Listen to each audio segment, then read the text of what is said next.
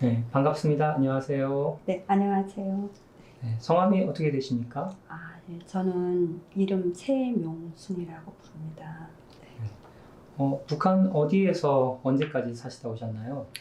저는 북한 함경북도 청진시에서 1998년까지 살고 나왔습니다. 그럼 탈북을 98년도에 하셨나요? 네, 98년 10월에 하게 되었습니다. 네, 그리고 그럼 한국에는 몇 년도에 들어오셨어요? 한국에는 2009년도에 들어왔고요.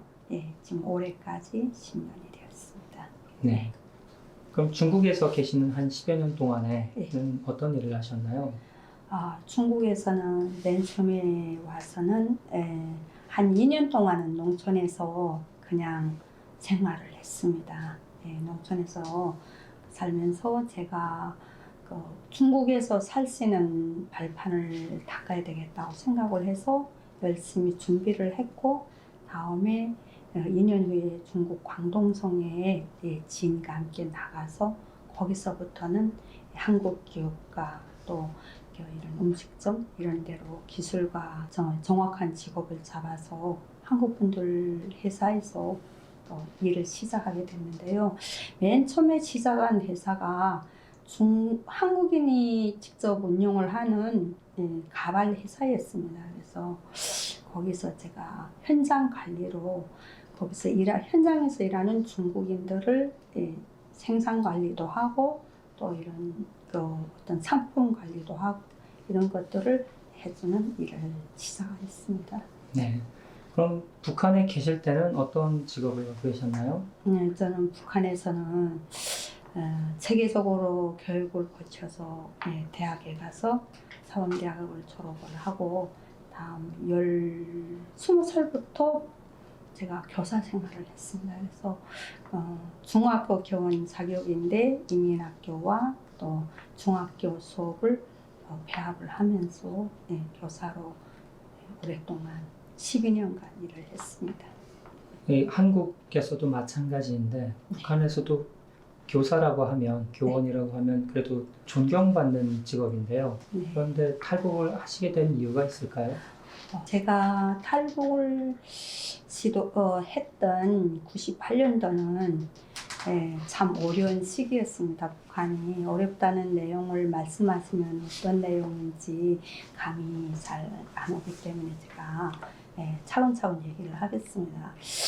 1995년도부터 결정적으로 배급을 안 주면서 배급에 의지해서 살던 주민들이 자체 노력에 의해서 이런 먹을 것을 이렇게 구비해야 될 이런 상황이 조금씩 진행을 되다가 원래 북한은 사회주의 국가이기 때문에 모든 인민들한테 배급을 줘서 먹고 살 수 있는 사회가 됐어야 했었죠. 그렇죠. 원래는 그렇게 된 시스템이었는데 나라가 어려움이라는 그런 이름을 내걸고 정말 사람들한테 배급이 너무 빠른 시간에 너무 준비할 새도 없이 배급을 주는 게 아주 끊어버렸습니다. 그래서 제가 담당했던 학생도 굶어 죽는 상황이 한 번 또 생기는 걸 직접 목격하게 됐고 또 본인도 직접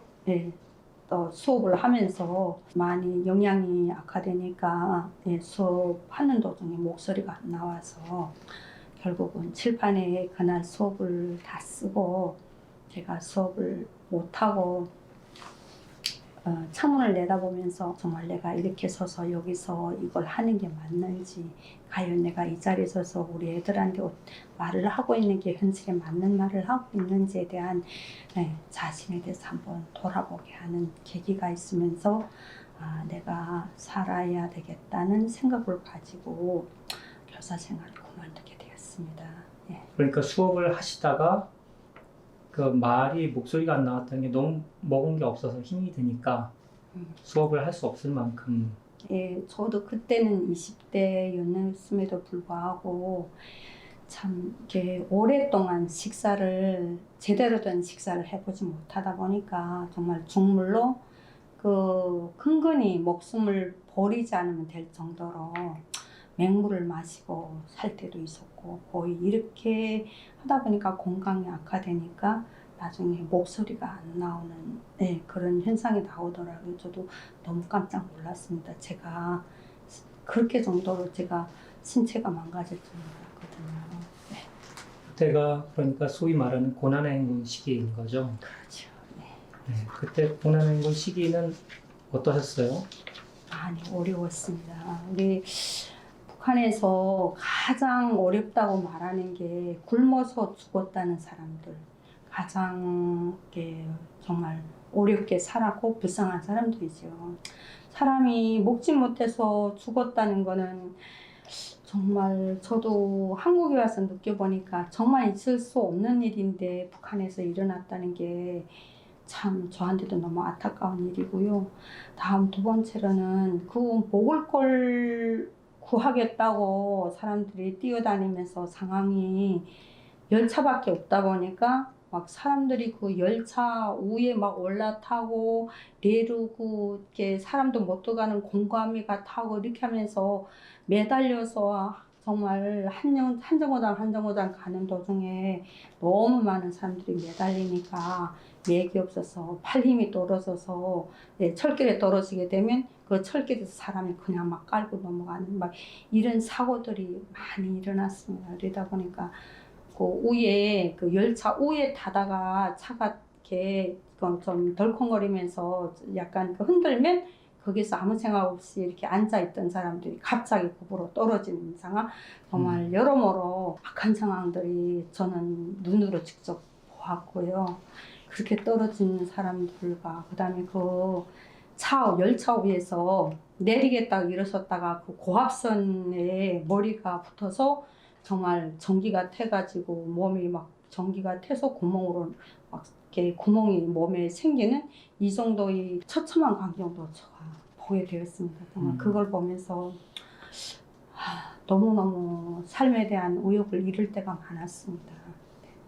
그 사람들은 기차를 타고 어디로 가려고 했던 건가요?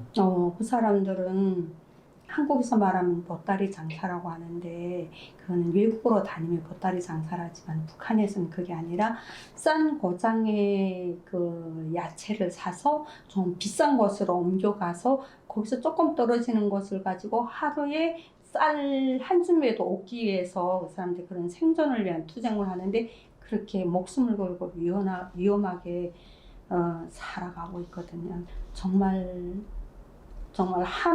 한 컵이 쌀도 못 지는 그런 돈을 벌기 위해서 위험한 생존에 목숨을 걸고 살고 있습니다. 그렇게 하시다가 그러다가 어떠다가 중국으로 넘어가게 되셨나요?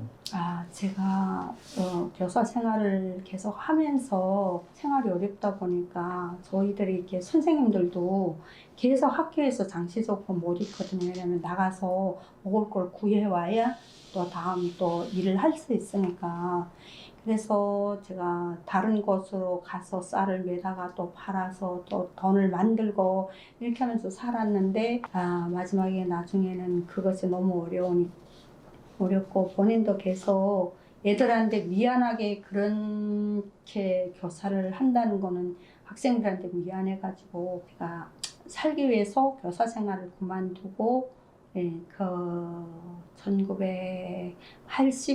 98년도에 그만두고 8월 달에 해임한 다음에 10월 달에 중국에서 농사일만 해도 한 달에 300원은 벌 수 있다는 얘기를 듣고 중국 돈 300원이면 북한에서 한동안은 그래도 장사미처는 든든하게 됐기 때문에 그 300원을 벌기 위해서 중국으로 가게 됐던 거죠.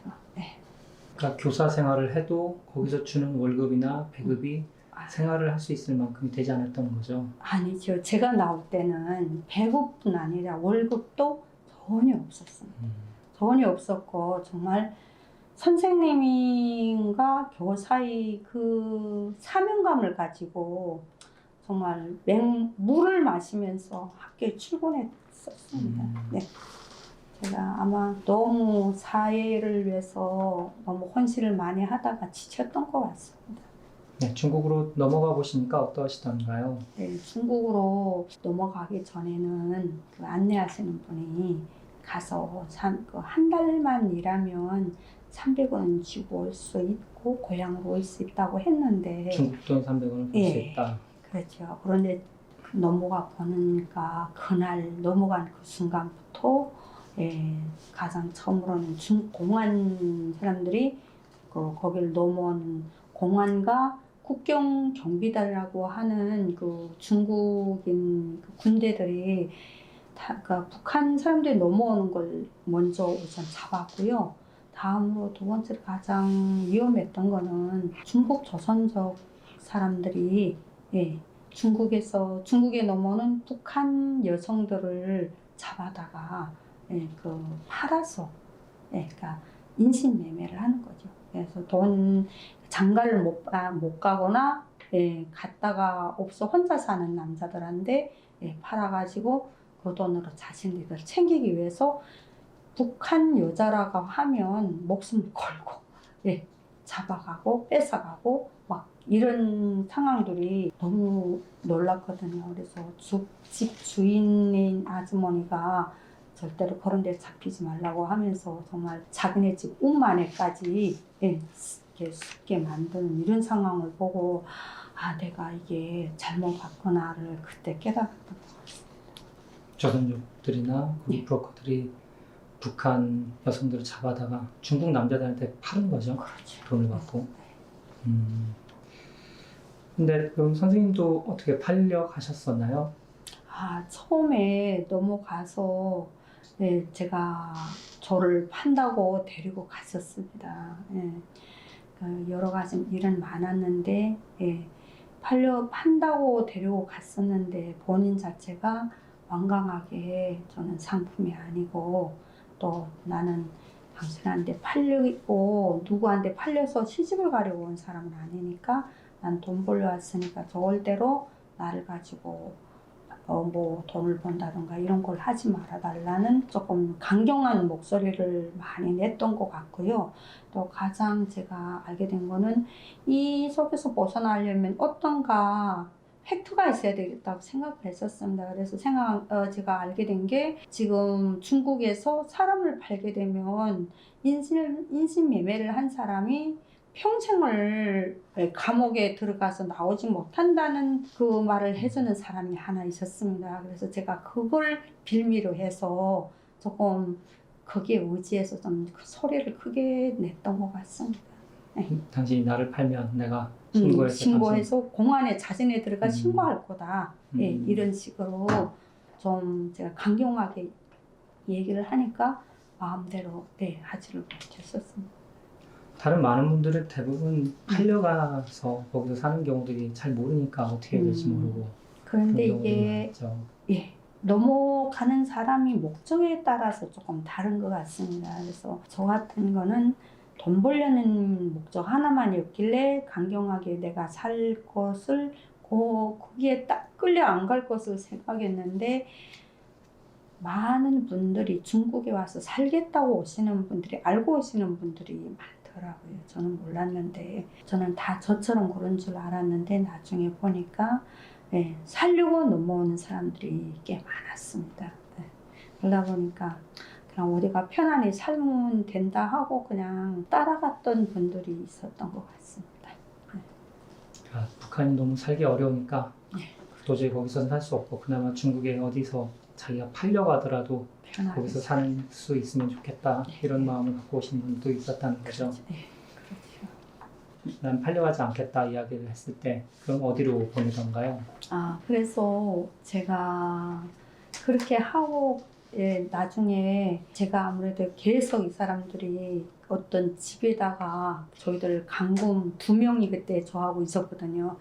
그래서 감금을 하고 못 나가게 하고 정말 화장실 갈 때도 따라가며 감시를 하고 따라다니고 너무너무 숨 쉴 수 없게 감금을 했었습니다. 그래서 제가 잠깐 좀 이렇게 머리를 굴려가지고 이렇게 샤워를 하고 싶다고 목욕탕에 가고 싶다라고 해가지고 제가 목욕탕에 가면서 낮에 가면 제가 행동이 이 사람 눈에 보이니까 밤에 이용해서 이 사람 앞에 가고 뒤에서 따라가면서 주변에 그 간판들을 저는 중국말을 모르고 제가 북한말만 알다 보니까 우리 조선어로 되어 있는 글만 찾아다녔었죠. 정말 눈으로 계속 그것만 찾았는데 갈 때는 못 봤었는데 제가 마치고 돌아올 때 제가 그 간판을 보게 됐는데 제가 이 간판을 보게 된 거는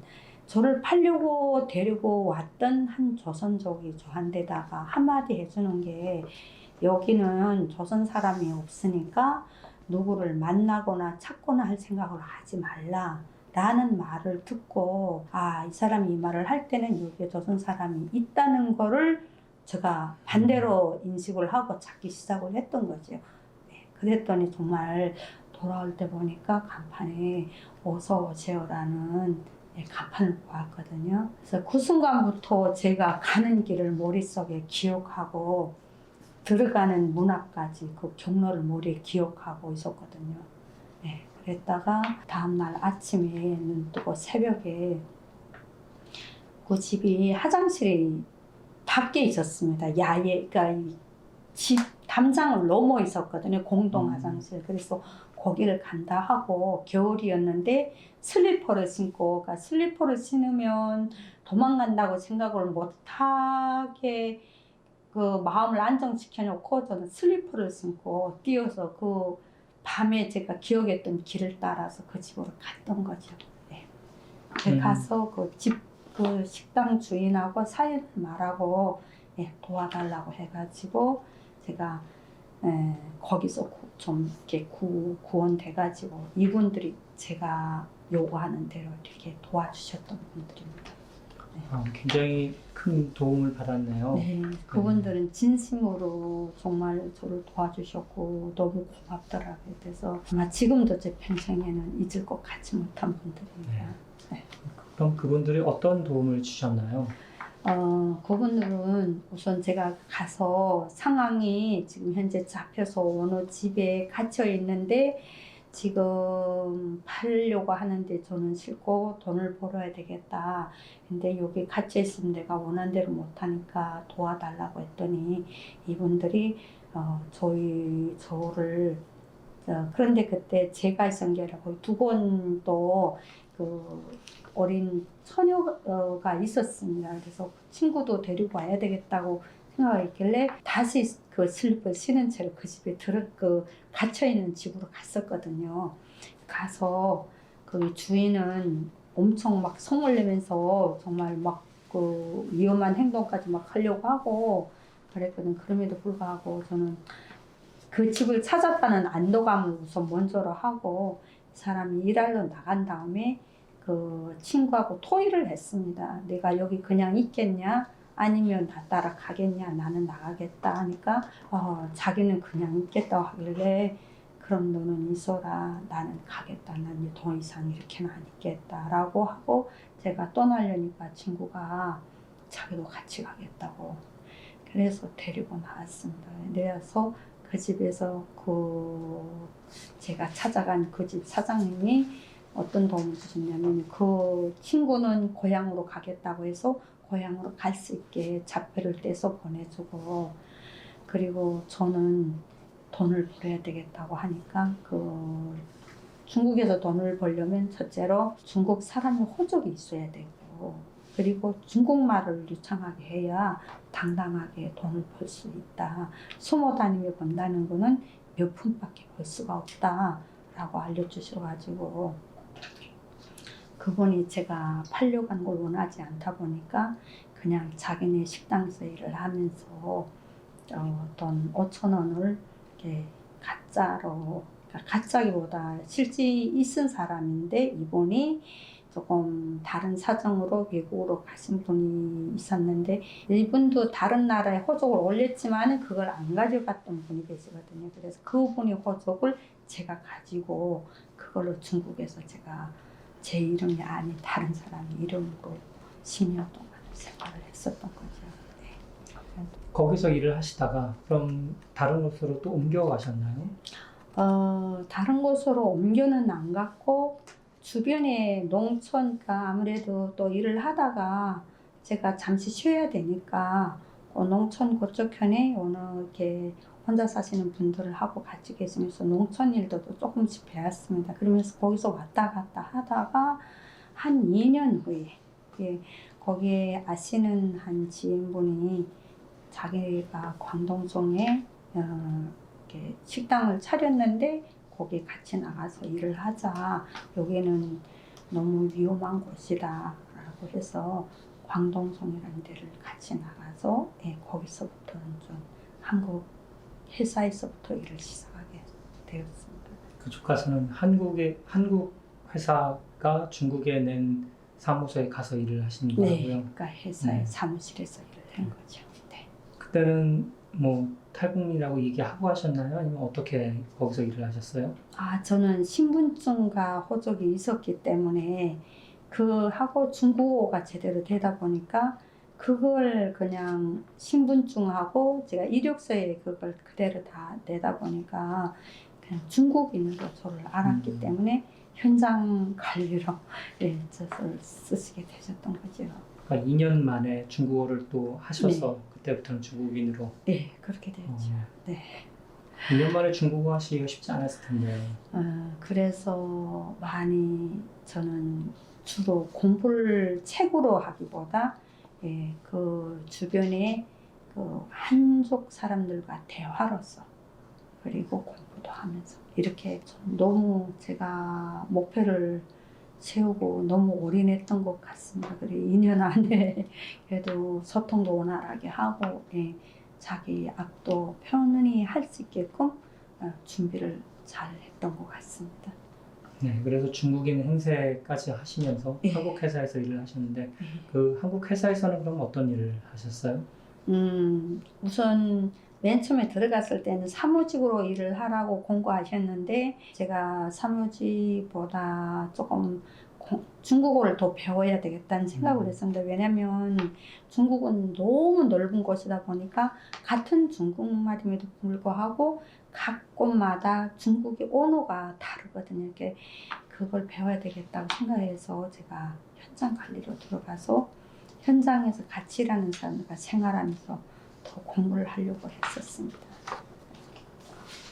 그럼 현장에서 일을 하셨다고 하는데 어떤 현장에서 일을 하셨어요? 저는 제일 먼저 들어가 일한 게 한국 가발 회사. 가발 회사에 들어가서 먼저 사무직으로 일을 하면서 사무직에서 일을 하라고 공고를 하셨는데 제가 현장 관리를 직을 선택을 했고요. 그 이유는 제가 중국에 너무 많은 제가 배운 언어임에도 불구하고 또 다른 언어들이 있어가지고 좀 더 배우고 싶다는 생각에 제가 현장에 있는 친구들하고 같이 생활을 하면서 언어를 배우기 위해서 현장 관리로 제가 직업을 선택을 했습니다. 그래서 현장 관리로 있으니까 제가 뭔가 배우는 게 없었습니다. 그래서 제가 기술을 하나 배워야 되겠다고 생각을 했었는데 이거는 왜 배우려고 생각했냐면 지금 많은 북한에서 온 사람들이 공안에 잡혀서 북한으로 북송해 가고 있습니다. 근데 지금 돈을 가져가서만 살 수 있는 게 아니라는 생각을 했었습니다. 만약에 내가 잡혀가면 그래서 한 1년, 2년 후에 고향에 나가면 그때는 내가 돈이 없는데 그나마 배운 지식이라도 있으면 그걸 가지고 내가 뭔가 몇 푼이 안 되는 거 가지고도 일어서지 않을까라는 생각에 기술을 배우려고 생각해서 제가 한국인이 경영하는 경복궁이라는 음식점에서 한식 요리를 배우기 시작했습니다. 요리도 하시고 다양하게 하셨네요. 네. 근데 그렇게 결심하시게 된 이유가 나 잡혀갈 수도 있겠다라는 생각을 하신 거잖아요. 그 다른 중국인의 가짜 그 호적이 있었음에도 불구하고 내가 언제라도 잡혀갈 수 있다는 생각을 계속 하셨나 봐요. 네, 했습니다. 왜냐면 제가 가지고 있는 신분증은 물론 진짜는 살아있는 사람이 거는 맞지만은 언젠가는 제가 제가 아는 사람을 만나게 되면 제가 북한 사람이란 거 알 수밖에 없는 그 중국의 한 실태가 있기 때문에 항상 긴장하게 있었던 것 같습니다. 그 긴장의 정도가 어느 정도였을까요? 대단해서 제가 어느 정도냐면 공안 사람들이 지나가게 되면 몸이 경직될 정도. 그리고 북한 사람이라고 말을 하게 되면 가슴이 온 하루 종일 두근두근거려서 막 자신이 당장 누가 잡으러 오는 것 같이 뒤통수가 막 뜨겁고 이 정도로 좀 많이 불안하게 있었던 이런 것이 있었기 때문에 항상 준비를 해야 된다고 생각했었습니다. 그러니까 언제 혹시 뭐 잡힐 위험에 있거나 잡히거나 그런 적은 없으셨어요? 네, 그런 적은 한 번도 없었는데 제가 흥룡방송에 있을 때 누가 뭐 주변의 사람이 조금 그러니까 자기 눈에 거슬린다기보다 그러니까 결국은 간부이니까 본인이 체면을 해야 된다고 생각을 해서 공안에 신고를 했었습니다. 그랬는데 경찰에서 그 서장하고 부서장이 차를 가지고 저를 데리러 왔었고 저는 또 그 사람들 따라서 실제 나섰는데 이분들이 나중에 저를 보시더니 그러니까 우리는 여기서 열심히 사는 사람들은 안 데려간다. 그런데 와서 너무 복잡하게 살고 이렇게 나라 이렇게 치안에 어려움을 주었을 때 이럴 때는 우리가 잡아가는데 이제 당신을 잡아갈 이유는 없다. 그냥 집에 돌아가도 되겠다라고 해서 편하게 나왔던 적은 한 번 있었습니다. 운이 굉장히 좋으셨네요. 대부분 잡히면 바로 북송당하는 일이 많은데. 그래서 제가 조금 운이 좋았다고 봐야 될 것도 있고 또 그분들이 대화를 하면서 이 사람은 나쁜 일을 하고 이렇게 막 해굿을 하고 이럴 사람은 아니라는 믿음이 조금 가서인지 제가 조금 편하게 살았던 것은 있었습니다. 그런 것 때문에 아마 한국으로 오기로 결심을 하셨을까요?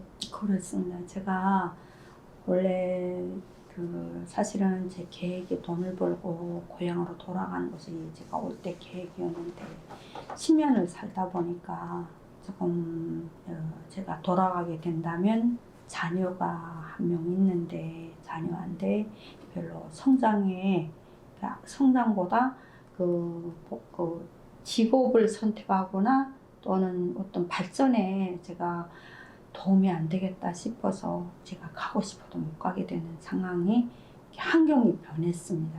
그래서 돌아가면 오히려 가족들이 고통받게 될 환경이 되니까. 그렇죠. 그래서 중국에도 못 있고. 중국은 더 있을 수 없고 그래서 나이도 이때는 45 정도 되고 하니까 이제는 내가 남은 여생을 편하게 살 때를 선택하자라고 생각했고 그래서 고향 가까운 데에서 벗어나고 싶은 생각이 없고 또 한국은 어디까지나 언어도 통하고 굳이 중국에서 그 말을 막 알아들으면서 막 이렇게 너무 이렇게 어렵게 사는 것보다 그래도 한국에 오면 다 우리 같은 언어를 하기 때문에 그 하나만으로도 편할 것이라고 생각해서 또 한국인들도 같은 민족이라는 우리 같은 사람이라는 마음을 가지고 저는 한국행을 오게 하게 되었습니다. 네, 그래서 한국에 오신 게 2009년 10월이라고 하셨는데 그때 한국에 들어오실 때의 그 기분을 기억하세요? 네, 기억합니다. 제가 비행기 타고 올 때는 정말 어디로 가야 하는지 또 어디 또 위험한 데로 또 우리를 데리고 가지 않는지 좀 근심이 많았었습니다.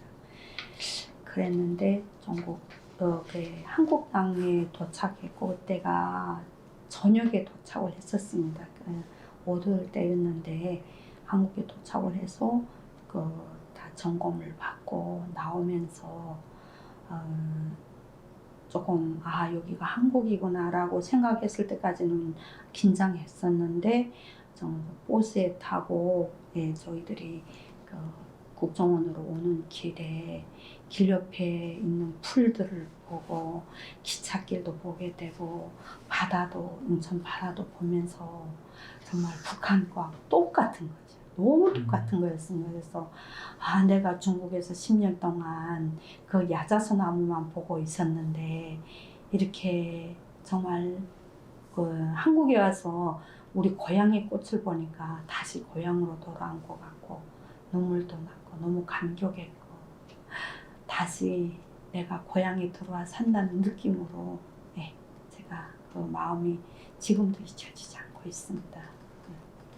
그래서 그때의 마음에 처음에 어떻게 살아야 되겠다 이렇게 생각을 하셨을까요? 네, 그래서 제가 중국에서 너무 불안하게 살고 항상 내가 앞을 정말 내다볼 수 없이 살았기 때문에 불안을 했었는데 한국에 와서 하나원까지 딱 걸치고 또 여러 사람들이 와서 경험담도 얘기해 주시는 걸 듣고 이미 중국에서 중국 조선족 사람들이 한국에 가서 일을 하면서 겪어온 얘기도 많이 듣고 그러다 보니까 한국에 도착하면서 여기서는 이제는 내가 새 삶을 시작하면서 내가 얼마나 중국에서 열심히 산 것처럼 더 열심히 산다면 나는 앞으로는 내가 잘 살 것이다 라는 희망을 가지고 정말 하루도 쉬지 않고 오늘까지 정말 제가 쉰다고 하고 쉰 날이 없었습니다. 거의 열심히 매일매일 일을 했습니다. 네. 그럼 처음에 오셔서 하셨던 일은 어떤 일이었어요? 제가 맨 처음에 왔을 때는 우리 하나센터에서 저에게 일자리를 해주시는데 중국에서 한 일에 중심을 두고 해주면서 주로 식당이라던가 아니면 뭐 이렇게 생산지 이런 데로 많이 해줬습니다. 일단 허드렛 일을 예, 저희들을 소개하는 거는 하나센터는 기본 그것이 저희들이 할 수 있는 일이고 다른 건 할 게 없다라는 마인드를 가지고 그런 일자리만 있으면 특히 젊은 친구들은 사무직에 들어가 사무보조는 할 수 있다. 젊은이들 때문에 하고 20, 30대는 보내주는데 40대 딱 지났다고 하니까 당신들이 인생이 이제부터는 식당에 가서 설거지하고 하는 것밖에 못한다는 생각으로 그런 데만 보냈습니다. 했는데 저는 저 자신을 생각해 볼 때 저도 또 중국에서 또 다른 사업도 한 경험이 있고 해서 나는 이것이 내가 해야 할 일이 아니다. 나에게 맞는 일을 찾자라고 생각을 해서 제가 사실은 맨 처음에 하나센터에서 어디를 했었냐면 이렇게 교복을 이렇게 만들어 직기로 짜는 회사에 보냈습니다. 그 회사에서는 생산직 직원은 안 많은데 그 많은 학교 교복은 중국에서 만들어 가지고 이렇게 여기 가져오는 이런 일을 하셨습니다. 그래서 처음에는 저도 거기 생산직으로 들어가서 실밥을 이렇게 빼주고 이런 일을 했는데 거기 어떻게 중국인들이 일하러 오셨더라고요. 그래서 그분들하고 이렇게 대화를 하는 걸 거기 이사님이 들으시고 중국어를 어떻게 아시네. 근데 저는 그때 북한 사람이라는 걸 밝히고 공장에 들어갔습니다. 그래서 북한에서 오셨다는데 어떻게 중국말 이렇게 잘하시냐 하고 해서 제가 중국에서 10년 살면서 열심히 공부해서 이렇게 하게 되었다고 하니 그분이 저를 이런 통역뿐 아니라 또 사업을 직접 했다고 하니까 중국에 파견해서 이렇게 상품을 만들어서 보내는 일 이런 걸 하려고 했는데 조금 안에 내부가 보니까 복잡하고 안 좋은 상황들이 많이 일어나는 회사에서 그래서 불이익이 딱 있을 것 같아서 그냥 본인이 안 하겠다고 나왔었습니다. 그리고 생각한 게 이제는 개인 회사 말고 국공 나라직으로 한번 찾아보자 해서 마침 국립미술박물관에서 청소직을 모집한다고 저한테 동부 하나센터에서 저한테 말을 그래서 역시 그때도 또 거기에 미화반에 들어갔습니다. 예. 그래서 미화반에 들어가서 한 2달을 정말 열심히 제가 평생 모니터라서 화장실 청소, 변기 청소를 처음 해봤습니다. 이게 열심히 하면서 내가 평생에 많은 공부를 하고 열심히 나를 닦았는데 결국은 이 나이에 내가 화장실 청소를 하러 그 공부를 했구나 하는 정말 자괴감을 많이 받았습니다. 그래서 힘들어 했었는데 예, 우리 부속 과장님이 많은 공부도 하시고 나가서 할 일도 많으신데 왜 하필이면 이렇게 변기 닦는 일들 꼭 해야 되겠냐라고 하시길래 저는 아무 말도 안 하고 그냥 안정적인 일자리가 우선이었으니까 그래서 열심히 일했는데 나중에 2달 후에 예, 거기 저기 국립민속박물관에 이렇게 중국어 언어를 하시는 이렇게 통역을 하시면서 방문을 하시는 한 분이 나가시게 됐습니다. 그래서 제가 부탁을 했습니다. 제가 거기서 일할 수 없겠냐고. 그랬더니 과장님 금방 올라가셔서 그 자리를 저로 이전해 주셔가지고 예, 그때부터 계약 2년 동안은 예, 그 중국 통역하며 예, 방으로 거기서 일을 했었습니다. 네, 굉장히 잘 됐네요. 예, 네. 제가 너무 좋은 분들 많이 만나다 보니까 참 그래도 많은 도움을 받고 살았습니다. 네. 그래서 거기 2년 하시고 나서 왜 더 연장을 하거나 그러진 않으시고 다른 일을 또 찾게 되셨나요? 네, 거기가 국공기관이고 제가 생각인데 제가 나올 때 국정원에서 제가 일하는 걸 보러 왔었습니다. 네, 그래서 한동안 지켜보시다가 거기서 조금 얘기하시는 게 우선은 두의 청와대가 있고 또 네. 예, 많은 그 외국인 이런 대통령들이랑 오시게 되면 회의를 하시게 되면 저희 국립민속박물관에서 자주 했었습니다. 그래서 그 청와대에 있는 거기에 있는 경찰들하고 저희들하고 합작으로 항상 그 회의 끝날 때까지 거기서 그게 끝나고 보초를 쏘고 저희도 가는 이런 상황들이 많이 2년 동안 발생하다 보니까 항상 제가 있는 거에 대해서 많이 불안해 했었습니다. 그래서 간첩일까봐. 조금 북한 사람이 거기에 있는 거에 대해서 많이 예, 경계심을 가지시는 것 같더라고요. 그래요. 네, 그래서 결국은 제가 계약직만 하고 나오게 됐었거든요. 그래서 저도 그랬습니다. 이제는 내가 해보니까 중국어로 충분히 내가 할 수 있는 일인데 해보니까 저희 적성이 안 맞더라고요. 네, 그래서 기회에 그냥 나와가지고 교사로서의 직업을 하려고 이미 거기서 일할 때 우리 한국교육개발원에서 저희 제보고 북한에서 교사를 하셨는데 와서 이런 교육 받으면 하시면 안 되겠냐고 문의가 왔었습니다. 그래서 그때는 제가 계약직으로 이미 하고 있으니까 설마 계속 이어갈 줄 알았는데 마치게 되니까 제가 그 다음부터는 다시 학교로 제가 했던 본업으로 돌아와서 네, 제가 지금은 통일전담 교육사로 일하고 있습니다. 다시 학교로 돌아와서 선생님을 하시겠다는 그런 결심을 하시게 된 이유가 또 뭐가 있을까요? 저는 그 이유가 참 충분하게 있는 이유가 뭐냐면 제가 북한에 있으면서 본인이 살겠다고 우리 그 대가고 좋아하고 기숙한 우리 학급 학생들을 책임을 져주고 본인만 살겠다고 나온 거에 대한 죄책감이 항상 마음에 안고 있었습니다.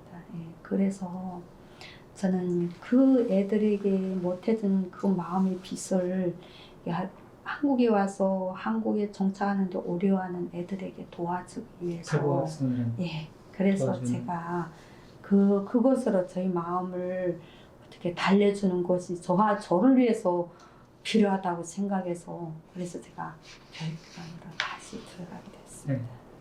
그래서 지금은 통일전담교육사라는 타이틀로 학교에서 탈북 아이들을 돌봐주고 계신데 그 통일전담 교육사에 대해서 좀 설명을 간단히 해주시겠어요? 네, 우리 통일전담 교육사라고 할 때는 맨 처음 명칭은 코디네이터이거든요. 그런데 저희들이 통일교육 수업도 하고 하는 직무가 여러 가지인데 우선 저희들이 이름을 바꾸게 된 그 계기는 저희들이 하는 직업에 준해서 이름을 바꾸게 됐습니다. 그래서 저희들이 하는 일은 맨 처음으로 외국에서 그 학교에 들어왔을 때 들어와서 학교 생활 시작할 때부터 그 학생을 먼저 받아서 학생에 대한 학습 요해를 하고 학습 지도를 시작하면서 그 학교 생활을 하는 과정에 어렵거나 힘들거나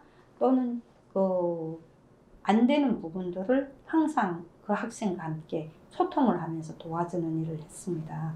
그리고 세 번째로는 또 우리 애들만이 자기네끼리 이런 감정이 통하기 때문에 모여가지고 또 이렇게 프로그램도 하고 또 서로 간에 그 얘기도 자기들이 그 얘기도 편하게 나눌 수 있는 공간을 학교에서 마련해 주셔가지고 또 거기에서 프로그램도 하고 애들이 공부도 시키고 또 상담도 하고 또 저희들이 가장 중요하게 하는 건 통일교육 수업까지 이것까지 겸해서 하는데 사실 저희들은 어떤 명칭에 들어가도 거기에 걸맞는 일은 하지만은 그 탈북민 애들을 위해서 이렇게 정해진 직업이 없이 포괄적으로 지금 하고 있는 사업이 저기 통일전담교육사 사업입니다.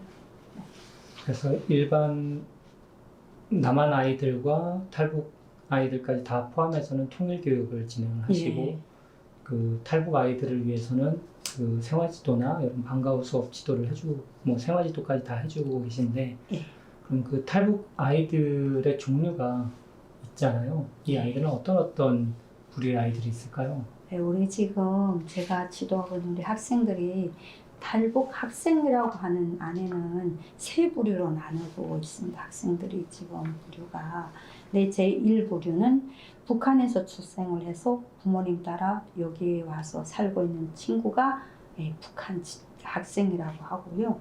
다음 두 번째로는 삼국 출생 학생이라고 하는데 이 학생들은 북한에서 살던 여성이 중국인 남성을 만나서 거기에서 출생해서 태어난 학생들을 삼국 출생이라고 합니다.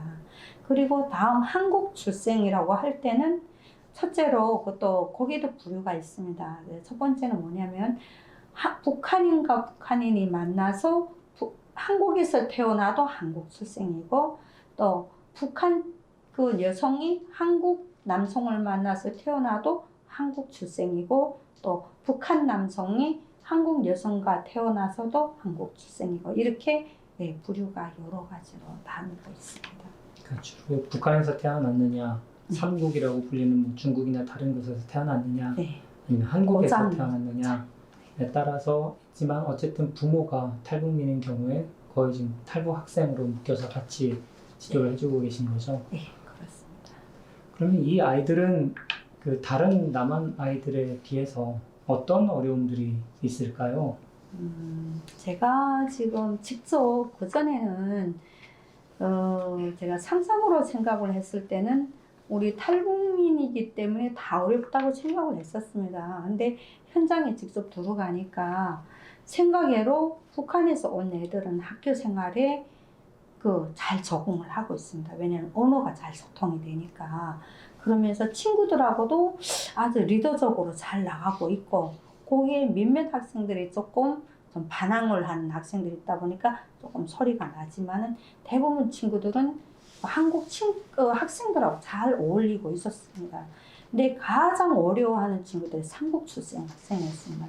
이 학생들은 왜 그러냐면 첫째로는 언어가 다른 상태에서 여기를 오고 있는 겁니다. 그래서 우리 아이들은 중국에서 태어났기 때문에 중국어가 모국어인 거죠. 그러니까 그게 왜 그러냐면 중국 조선족하고 북한 사람하고 함께 산 애들은 한국어가 잘 됩니다. 그런데 보통 거의 80~90%는 한족, 그것도 이 동북 쪽이 아니고 아주 저 안쪽으로 깊이 산동이라든가 정말 이렇게 깊은 곳으로 들어간 우리 여성들이기 때문에 거기 사람들하고 살다 보니까 이 여성분들도 자기 언어를 사용할 기회가 없었습니다. 왜냐면 주변이 다 한쪽말 하기 때문에. 그래서 중국어를 하다 보니까 애들도 중국어만 배우고 왔기 때문에 갑자기 어머니가 데리고 한국에 오니까 언어 소통이 전혀 안 된 거예요. 그게 가장 큰 문제였습니다. 그래서 제가 아마 지원이 첫 대상은 삼국생이 아닐까 이런 생각을 하고 있습니다. 예전에는 북한 출생 아이들이 많다가 최근에는 이제 삼국 출생 아이들이 더 많아지는 추세죠. 네, 그렇습니다. 왜냐하면 그 중국에서 온 분들이 거의 도망쳐서 오시는 분들이 많았습니다. 왜냐하면 안 내놓기 때문에. 아이들을 그냥 안 보고, 주니까. 예, 안 주니까. 그러니까 본인이 먼저 오는 거죠. 그러니까 도망쳐 오시는 분들 많았는데 이제는 중국 사회에서도 그 농촌에서 자기 자녀만 안고 있으니까 애의 앞길에는 별로 이렇게 도움이 안 된다 싶으니까 이제 중국 사람들도 조금 머리 생각이 달라져가지고 그래 한국이라는 넓은 땅에서 엄마를 따라가서 공부도 배우면서 살아 하고 보렌스는 신뢰가 많아지고 있습니다. 그러다 보니까 어머님들이 자녀들 데리고 오는 경험들이 많아지고 있거든요. 그렇게 삼국 출생으로 온 아이들이 엄마하고 여기서 살게 되면 많은 문제들이 있을 것 같아요. 주로 어떤 문제들이 있나요? 예, 제가 우리 친구들 이렇게 보면 또 많이 이렇게 속상해하고 힘들어하는 친구들하고 이렇게 대화를 해보게 되면요. 우선 첫째로는 엄마들이 자기가 낳은 자녀임에도 불구하고 언어적으로 소통이 안 됩니다. 그러니까 어머님 자체가 중국어가 안 되는 겁니다. 그래서 이런 경우가 왜 발생하냐면 그 애를 낳든지 임신을 했든지 애를 낳자마자 공안에 잡히게 되는 겁니다. 그러면 임신해서 잡히게 되면 중국에서 애를 낳고 여자만 북한을 보냅니다. 그리고나 아니면 금방 이미 낳았는데 이게 어떻게 또 신고돼 가지고 다시 또 북한에 갑니다. 이러다 보니까 애를 낳아만 놓고 엄마들은 잡혀가서 5년, 6년 북한에서 있다가 기회를 봐서 다시 나오기 때문에 그 기간에 애들은 성장을 했고 엄마들은 가자마자 애만 낳고 가다 보니까 언어는 전혀 안 되고 이러다 보니까 자기 자녀를 다시 찾아가는데 언어 소통이 안 되는 겁니다.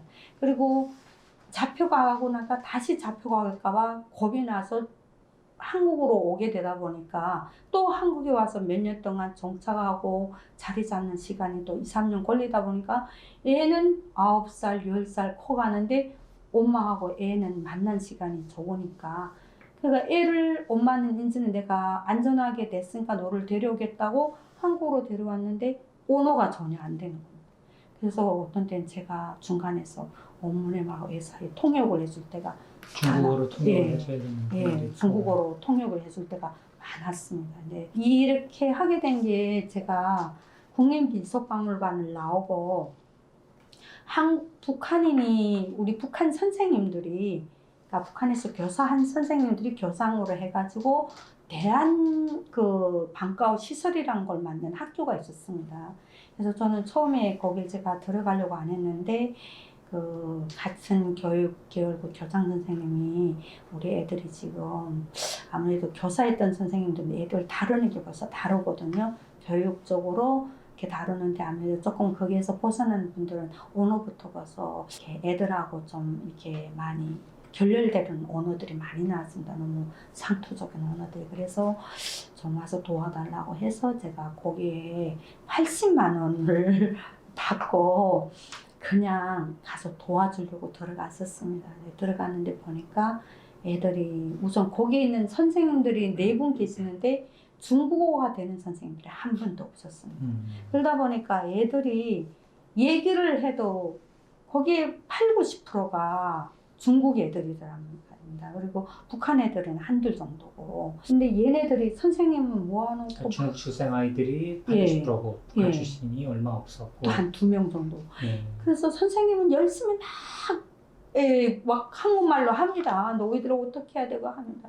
애들이 예 대답을 한 다음에 가만히 보니까 애들이 눈이 동공이 없이 앉아서 이렇게 딴 곳을 보고 있는 겁니다. 그래서 제가 안 되겠다 싶어서 날 모아놓고 중국어로 얘기를 했습니다. 그래서 선생님이 이렇게 하라고 했다 하고 얘기를 하고 난 다음에 그리고 나서 너희들이 방금 전에 교장 선생님 얘기를 했는데 그 말 알아들었어? 하니까 알아들은 사람 손 들어 하니까 하나도 없는 거죠. 모르는 사람 하니까 다 들은 겁니다. 그래서 왜 모르겠냐? 그러니까 선생님 무슨 말씀을 하셨는지 정확하게 못 들었다는 겁니다. 그래서 그런데 왜 안다고 머리를 다 흔들었어? 하니까 그러면 욕 먹겠는 거 어쩌겠습니까? 이게 얘네들 대답이었습니다. 그래서 아 이거 안 되겠다고 저는 근데 이게 사실은 거기서 제가 중국말을 하지 말라는 게 옳거든요. 근데 보니까 애들이 자기들이 중국 언어를 우리가 중국에 갔을 때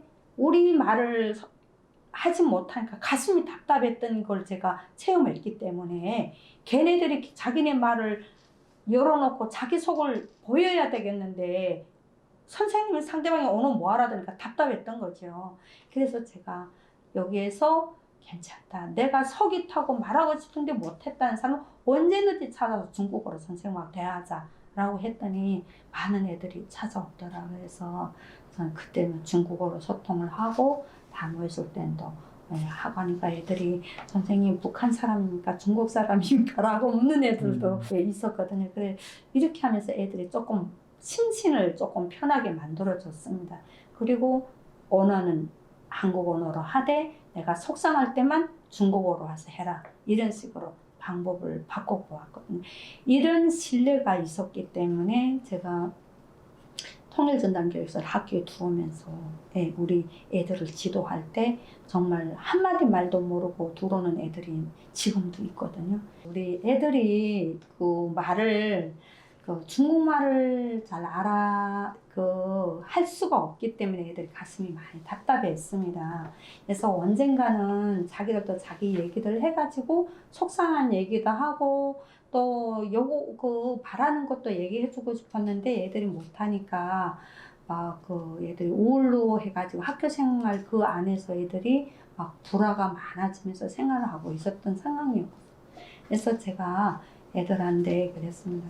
평상 얘기를 할 때는 한국어로 하고 그리고 나의 속상한 얘기를 내가 속 얘기를 하고 싶다고 할 때는 선생님이 와서 중국어를 해도 괜찮아 라고 해서 상담을 통해서 그 학생들하고 소통을 하면서 학생들의 어려움을 같이 이렇게 소통해주고 어머님과 또 자녀 사이에 언어 소통이 안 되면 전화로서 서로 같이 연결을 해주고 이런 역할들을 했습니다. 그래서 제가 거기에서 한 1년 8개월 정도 일을 하고 그리고 통일전담교육사 사업이 조금 제가 할 일들이 더 많을 것 같더라고요. 그래서 제가 다시 여기로 도전해서 나오게 됐습니다. 한국 출생 아이들이 겪고 있는 어려움이 이제 언어에 대한 어려움이 있고 또 그 외에 또 가정에 있어서의 어떤 어려움들이 있을까요? 우리 한국 출생 학생들을 이렇게 제가 만나보고 상담을 해보면 가장 먼저 친구들이 어려워하는 게 자기 아버지가 있음에도 불구하고 한국에 와서 또 다른 새로운 아버지를 내가 알아가야 되고 그 아버지하고 소통을 해야 된다는 것에 대해서 너무 거부감이 많았습니다. 왜냐면 중국에는 아빠가 있고 여기 엄마가 불러서 왔는데 엄마가 지금 다시 또 결혼을 해서 함께 만나는 분들이 계시거든요. 다른 아빠가 또 생겨야 하고 그러니까 그분들하고 언어 소통도 안 되지만은 또 함께 계시는 그 남자분들 자체가 제가 보기에는 한 50~60%는 자녀가 있는 거를 엄청 잘 거부하면서 받아들여주지 않았습니다. 그래서 안 좋아하시고 그래서 애들이 방학이라던가 또는 명절이어서 집을 가라고 하면 안 가는 거예요. 그러니까 얘네들이 엄마한테 가야 되지 않습니까? 근데 엄마들이 한국 남자분들이 집에 가 사시는 경우가 많거든요. 그러게 되면 애들이 거기를 안 들어가는 거예요.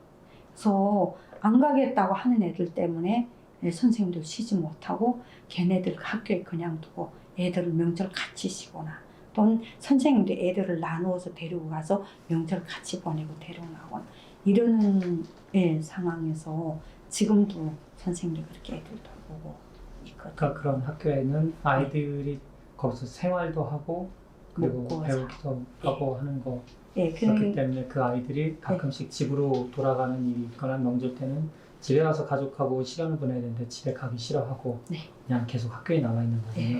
네, 그렇죠. 그러니까 애들이 이렇게 힘들게 불안하게 있는 걸 싫어하는 게 지금 현재로는 자기네가 좋아하는 친구들과 편하게 있으니까 그게 더 좋은 거죠. 그리고 어차피 가게 되면 불안하고 또 거기에 있는 것 자체가 걔네들한테는 별로 마음에 안 들고 그랬던 좀 심리적인 게 있었고 다음 애들이 두 번째로는 또 어떤 게 있었냐면 엄마들 자체부터 우선 엄마들과 이게 결합이 잘 안 됐습니다. 그러니까 엄마를 거부하다 보니까 더욱이 함께 계시는 아빠도 아빠라고 하시는 분도 또 이렇게 거부를 하게 된 거고 그리고 애들이 지금 가장 제가 보면 거기에서 있는 애들은 먹고 자고는 그 학교에서 하고 프로그램도 다 합니다. 학교처럼 운영을 하지만은 제대로 공부를 할 때는 일반 학교에 아침에 가서 공부를 하고 저녁에 끝나고 오는 이런 형태로 지금 그 대한 시설이 운영되고 있거든요. 그러면서 학교에 오게 되면 그래도 저희들 통일전담교육사에서는 있는 학교들은 그래도 애들을 위해서 선생님들이 그런 애들을 많이 보듬어주고 또 도와주고 합니다. 근데 실제 우리 통일전담교육사 선생님들 안 계시는 학교에 있는 애들은 끝내 거기에서 이기지를 못하고 나와서 한겨레 학교라던가 여명학교라던가 이런 데로 들어간 학생들 다 났어요. 탈북 학생들만 있는 학교로 다시 돌아가게 되는 거죠. 예, 그렇죠. 일반 남한 학생들하고 어울리지 못하고. 예, 힘들어서. 담임 선생님들도 벌써 제가 그 일반 학교에서 지금 일하면서 보면 선생님 학급에 우리 탈북 학생이 하면 들어옵니다 하면 뭐 탈북 이서부터 말 그 자체부터 거부감을 가지니까 선생님 너무 부담스러워 하시는 거죠. 그래서 제가 항상 선생님한테 선생님 거부감을 가지고 이상하게 마음 가지시면 애도 불안해 하니까 괜찮습니다. 저는 하시다 어려운 일이 있으면 그냥 어려워 있으면 처음엔 저한테 보내세요.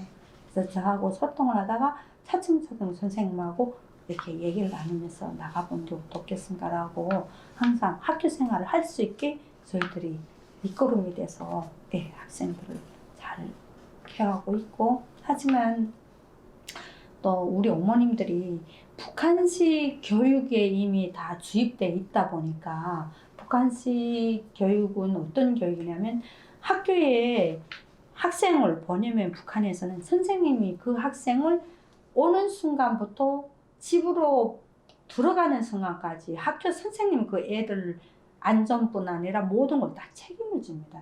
그래서 그냥 일단 학교만 보면 어머님들이 관여를 안 합니다.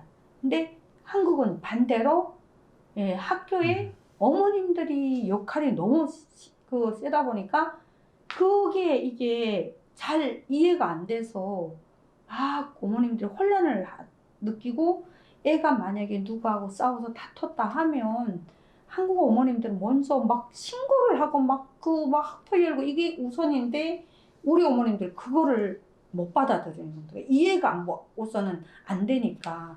그래서 저도 우리 학교에서 그런 학생들 있을 때는 먼저 학교 학폭 회의가 아니라 먼저 선생님들과 회의를 열고 제가 그 학생의 사연을 얘기를 하고 또 그 학부모를 만나서 그 학생이 살아온 환경을 얘기를 하고 지금 이런 상황이길래 이렇게 됐으니까 제가 그 학생을 잘 얘기를 해서 이번에만 우리 학생이 좀 나가는데 어머님 좀 도움을 주시면 안 되겠냐고 얘기를 해서 일을 잘 해결해 가면서 독자적이지 않으면 나가는 형태로 그렇게 하고 있습니다. 아이들이 엄마와 잘 소통이 안 되는 문제가 언어적인 문제도 있겠고 또 여러 해 동안 떨어져 있다 보니까 정서적인 것도 좀 이해가 안 될 텐데 아이들의 상황을 생각해 보면 중국에서 어떻게 보면 엄마가 나를 버리고 갔다라고 생각도 할 것 같아요. 네, 지금 보통 보면 아빠들이 엄마가 있다는 얘기를 잘 안 해주는 게 보통 사례입니다.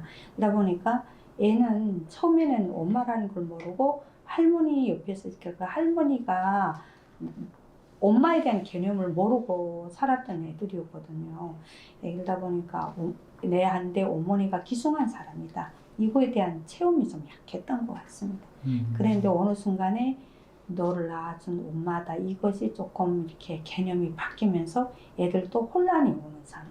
네, 이런 것들이 조금 부모와 자식 간의 혼란이 가장 크다 보니까 그게 서로 잘 이해가 그것도 그렇고 또 애들도 그렇게 생각합니다. 네. 우리 어머니가 조금 커서 온 애들은 우리 어머니가 나를 버리고 갔다. 이 말을 많이 합니다. 그래서 그럴 때마다 저희들 얘기하고 어머니가 사실 어머니 인생이 이렇게 살았다. 선생님도 이렇게 까딱 얘가 제 얘기를 했습니다. 애들한테 얘들아 선생님 이렇게 살았어. 너희 어머니도 선생님 좀 살다 보니까 너희들 항상 안고 사랑을 보듬고 아껴줘야 할 자녀임에도 불구하고 어머님들이 상황이 이렇게 되다 보니까 너희들하고 갈라 있을 수밖에 없는데 너희들 그걸 어머님을 이해하고 이제부터는 그래도 이 세상에 여기 오는 게 너희들이 엄마 하나만 있지 누가 있냐.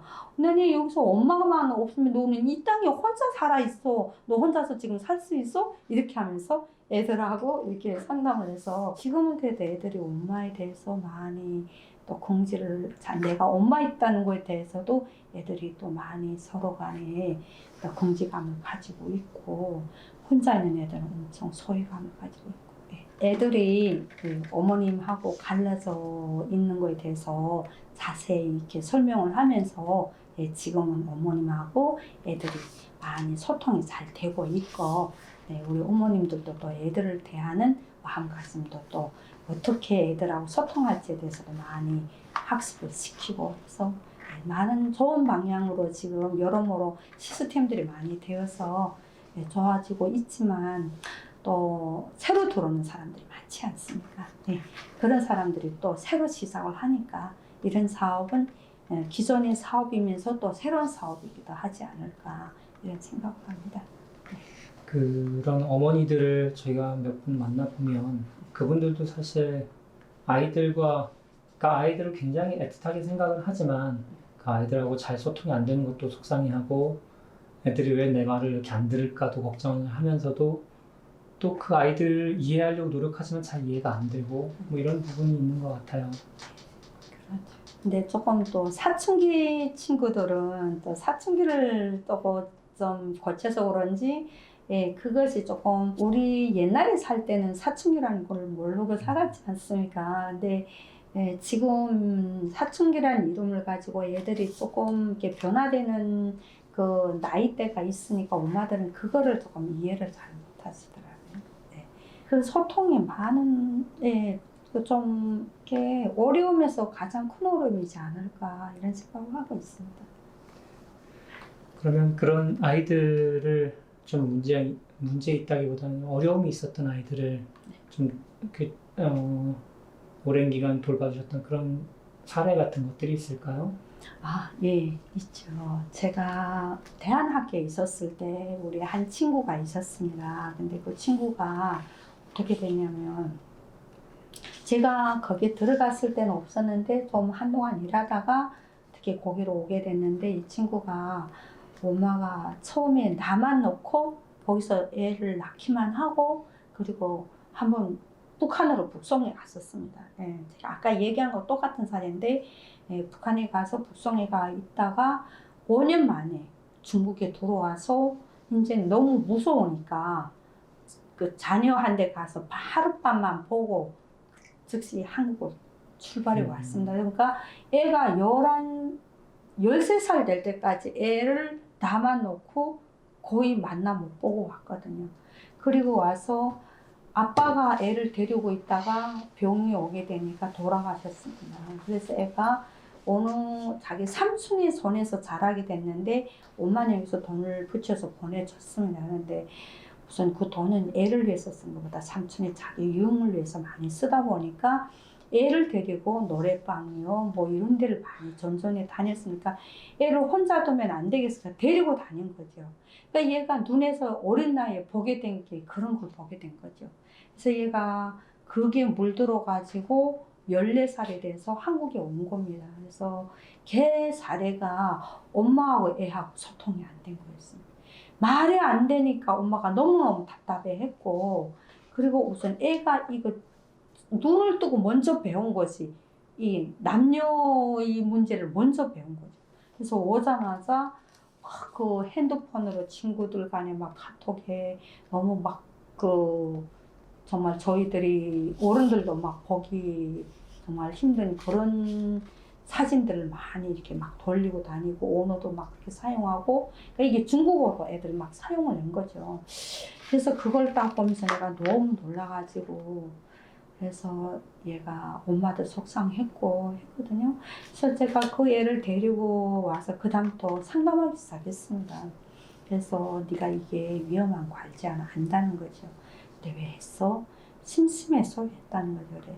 네가 심심해하는 이 행동이 다음 결과에는 위험하고 안 좋은 일만 따라가고 있는데 앞으로는 하지 않는 게 좋겠어 라고 해가지고 했는데, 애가 이미 어릴 때부터 그쪽을 돌다 보니까 이게 쉽게 잘 거기서 벗어나고, 밤에 잘 때면 선생님들 몰래 나가서 남자들하고 있다가 오고 막 이런 걸 저희 선생님들이 막을 수가 없지. 혼자 힘으로 선생님들 아무것도 해도 너무 잘 안 되더라고요. 그래서 엄마도 많이 노력하고 경찰들도 많이 이렇게 협력을 하고 했는데, 애가 이제 학교 생활을 좀 이제 하려고 하다 보니까 저희들도 조금 선생님들이 이렇게 그 탈북 학생들만 이렇게 하는 그 우리 좀 15 이상부터 친구들이 이런 프로그램이 있었습니다.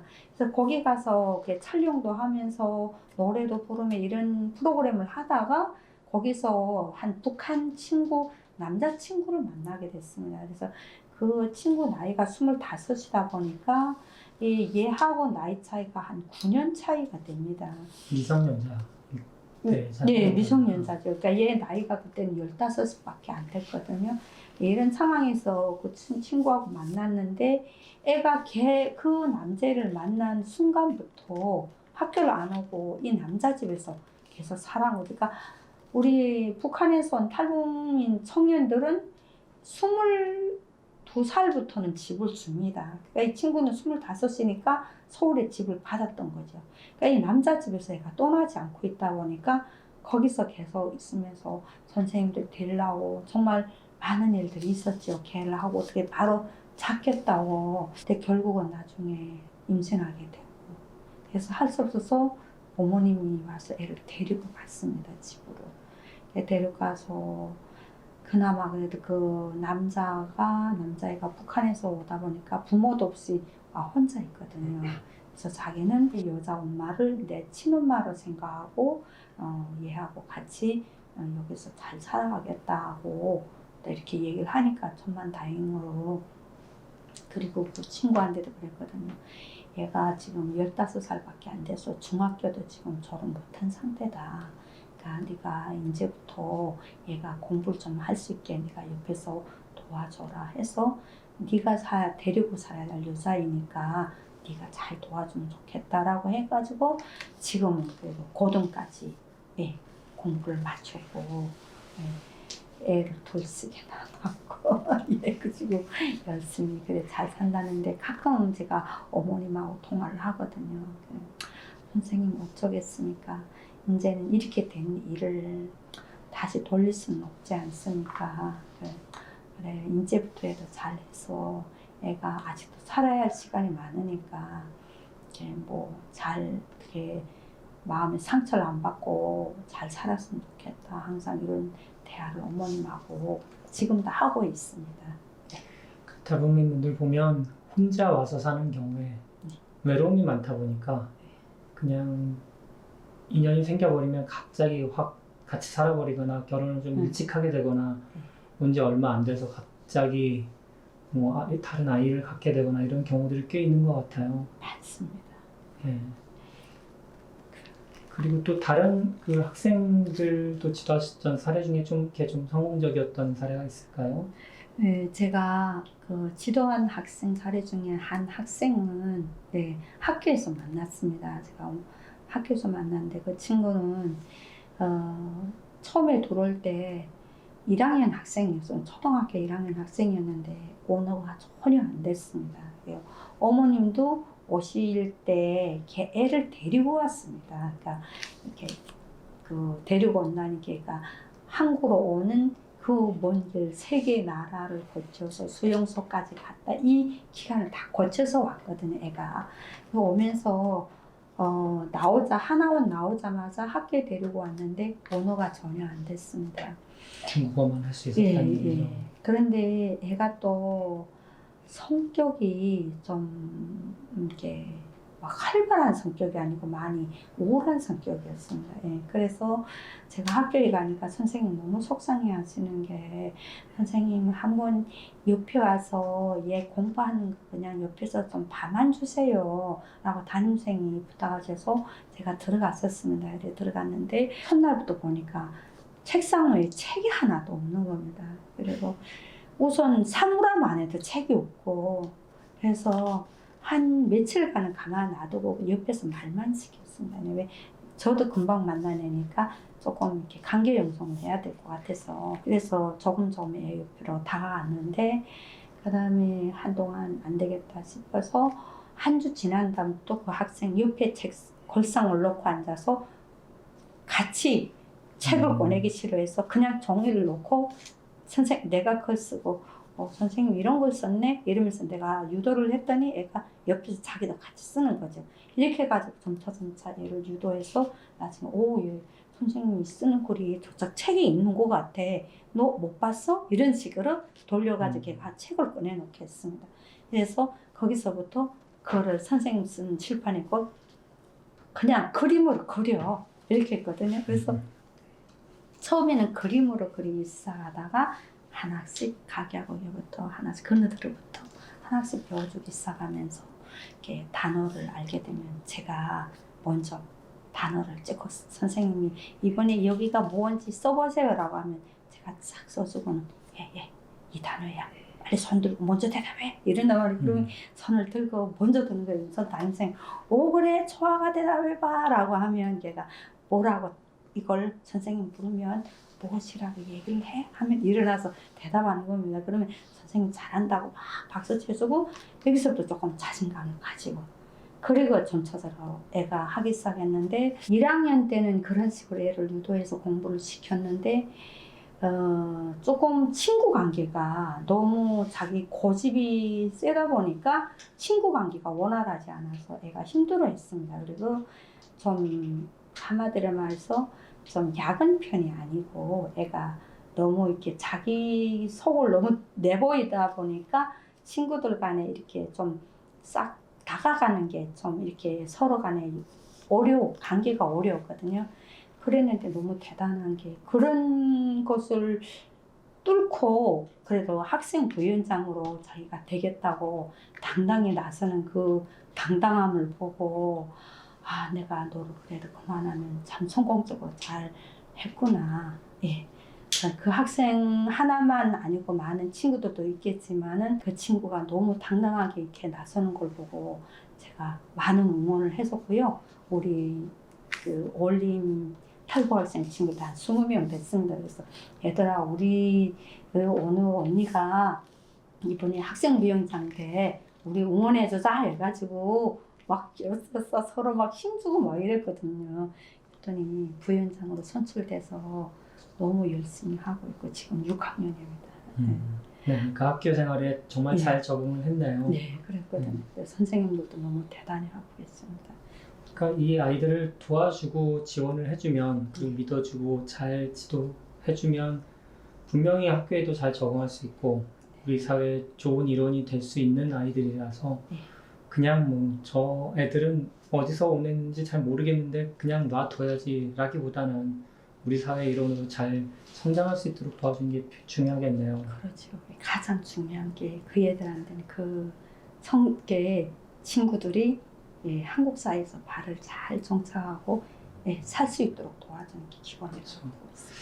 특히 그 아이들은 그 아이들의 그런 가정 생활이나 삶을 자기들이 선택한 게 아니잖아요. 그렇죠. 태어나 보니까 엄마가 갑자기 북송돼서 잡혀왔다 왔고 내가 5살, 6살, 10살이 됐을 때 엄마가 갑자기 와서 어디론가 다른 나라로 데리고 왔고 거기서 적응해서 살기가 굉장히 어려울 텐데 아이들의 입장에서 보면 정말 누군가 도와줄 사람이 절실할 것 같아요. 그래서 애들도 또 그 어머님에 대한 그 어머님이 자기를 데려온 것 자체부터 애들이 너무 이렇게 힘들어 했었습니다. 그래서 그 사연을 옆에서 이렇게 차근차근 얘기도 해주고 하니까 애들이 나중에 그래 내가 내 옆에 내 엄마가 있다는 게 얼마나 행복한지를 애들이 느끼게 해주고 또 서로가 도우면서 그 다른 부모들이 없지 않습니다. 그래서 열심히 잘 살아가는 걸 보면서 솔직히 말해서 저도 우리 학교에서 우리 학부모 한 명이 그 아빠를 데려와서 너무너무 힘들게 살았습니다. 이번에 집까지 내놓으면 그 아빠가 여기서 뺑소니범으로 해가지고 그걸 다 물어주면 집까지 팔아 물어줬는데도 정말 다 못 갚을 정도로 지금도 갚아주고 있습니다. 그래서 그런데다 본인도 또 막 수술하는 상황까지 있었고 그런데 제가 정말 제 사비를 턴다고 생각을 안 하고 우선 한 사람을 살린다고 생각하고 그냥 수술실에 슬리퍼 하나를 신고 병원에 갔다가 수술을 지금 안 하면 죽는다고 난리 빨리 해야 된다는 상황이 와서 자녀가 초등학생 자녀가 수술 사인을 하고 수술장에 들어갔는데 아무것도 없이 슬리퍼만 신고 정말 집에서 입던 옷만 입고 가까운 데니까 가셨거든요. 그래서 제가 가서 수술실에 들어간 걸 보고 들어가서 제가 정말 제 돈으로 수술한 거기서 일주일 동안 입원해야 된다 해서 일주일 동안 사용할 부분하나 모든 걸 다 사서 구비해놓고 그리고 왔었거든요. 근데 다 그래도 몸이 완치된 다음에 와서 너무 고맙다고 하니까 그 말 한마디만으로도 제가 참 한 사람을 또 살리는데 기여를 했구나 그 뿌듯함이 참 컸습니다. 통일전담 교육사 선생님들이 모든 학교에 다 있는 건 아니죠? 네. 지금 현재는 10명 이상이 되는 학교들에 우리 탈북 학생들이 10명 이상이면 그 학교들에서 신청만 하면 통일전담 교육사 선생님들은 가서 배치해서 우리 학생들도 와주고 있습니다. 네. 그럼 통일전담 교육사 선생님들은 몇 분 정도 계셔요? 네, 지금 현재 23명 정도가 계시고요. 전국적으로 23개 학교에서 활동을 하고 있습니다. 2020년 지금 현재 23분만 계시네요. 네. 전국에 학교가 엄청 많을 텐데. 그게 학교들에서는 요구하는 데가 많습니다. 그런데 우리 통일부에서 재정 문제로 해가지고 더 이상 어떻게 선생님들을 보내줄 수 없다는 지금 얘기가 계속 진행되고 있어서 참 안타까운 사연들입니다. 좀 더 보충이 되었으면 좋겠다는 바람입니다. 통일전담 교육사 선생님들이 정말 헌신적으로 여러 가지 일들을 다양하게 하시는데 학생들을 위해서 그냥 선생님의 역할이 아니라 정말 어른의 역할부터 시작해서 다양하게 하시는데도 불구하고 그 선생님들을 많이 모집을 하지 못하고 또 그래서 결국 아이들한테 도움을 많이 못 주고 이런 상황이 있네요. 그렇다고 해서 선생님들한테는 또 그 좋은 대우가 있게 되나요? 지금 현재 어떻습니까? 우리 선생님들이 일하는 것에 비해서 가장 우리 기본 월급이 최하위 월급을 받고 일하고 있습니다. 그럼에도 불구하고 이 선생님들은 월급을 연연 안 하진 않지만은 그래도 우선은 선생님이 마인드로 봉사하는 마음으로 그냥 우리 학생들 위해서 열심히 일하고 있습니다. 보통 한국에서 선생님들의 처우나 급여라고 생각하면 일반적으로 좀 높은 급여를 받는다고 기대를 하고 알려져 있어요. 그런데 통일전담 교육사 선생님들의 사례를 제가 이야기를 들어보면 어느 정도 최저임금과 오히려 더 비슷하더라고요. 그럼에도 불구하고 하시는 일들은 더 복합적이고 더 어려운 일들이 많고 그래서 좀 어려우시겠다는 생각이 들었습니다. 네, 많이 어렵고 저희들도 생존을 위해서 또 여기에 왔는데 좀 더 많이 주고 더 살 수 있게 열어준다면 좋겠지만은 또 그렇게 안 해주는 거에 대해서 또 어떻게 자신들의 힘으로는 할 수 없는 거고 그냥 선생으로서의 마인드를 가지고 우리 학생들 위해서 전심을 다하면서 일하고 있습니다. 사실 선생님들도 통일전담 교육사라는 타이틀이 있지만 여러분들도 또한 탈북민으로서 한국 사회에서 적응해서 살기가 쉽지 않으시잖아요. 그렇죠. 저희들도 사실은 본인 자체도 지금 한국에서 적응하는 걸 많이 어려워하고 있는데 저희들이 어려움에도 저희보다 더 어려운 우리 북한 탈북 친구들을 정말 도와주면서 서로 살고 있는데 사실은 저희들이 때로는 도와주는 것보다 서로 도움을 받고 도움을 주면서 정말 서로가 위로하고 서로 이렇게 격려해 주면서 함께 살아가는 게 더 맞는 말이 아닐까 이렇게 생각하고 있습니다. 네, 한국 사회에 사는 사람들이 바로 옆에 있는 사람들인데 잘 느끼지 못하고 저 사람들이 어떤 어려움에 어떤 상황이 있을지 잘 모르는 상황에서 또 그 상황을 넘어가기 위해서 굉장히 노력을 많이 하고 계셔서 좀 마음이 아픕니다. 많은 도움이 될 수 있으면 좋겠고요. 그래서 선생님의 그 앞으로의 삶의 목표나 앞으로 하고 싶으신 것은 어떤 것들이 있을까요? 저는 저 나이가 있으면 이제는 정말 얼마 안 있으면 정년 나이도 가까이 가지만은 제가 삶의 목표라고 할 때는 아직 저도 많은 인생을 더 살아야 되는데 한국 사회에서 우리들이 1세대 겪었던 일들이 2세들한테까지 가지 않고 보다 좀 안정적이고 편안한 생활을 하고 할 수 있도록 제가 이래야 되겠다는 것이 저희 목표이고요. 두 번째로는 저희 가장 큰 목표는 제가 북한에 있는 딸을 데려다가 함께 정말 웃으면서 마주보면서 이렇게 살고 싶은 마음이 가장 큰 소원입니다. 네, 그런 일이 꼭 이루어졌으면 좋겠습니다. 감사합니다. 오늘 말씀 고마웠습니다. 잘 들었습니다. 네, 고맙습니다.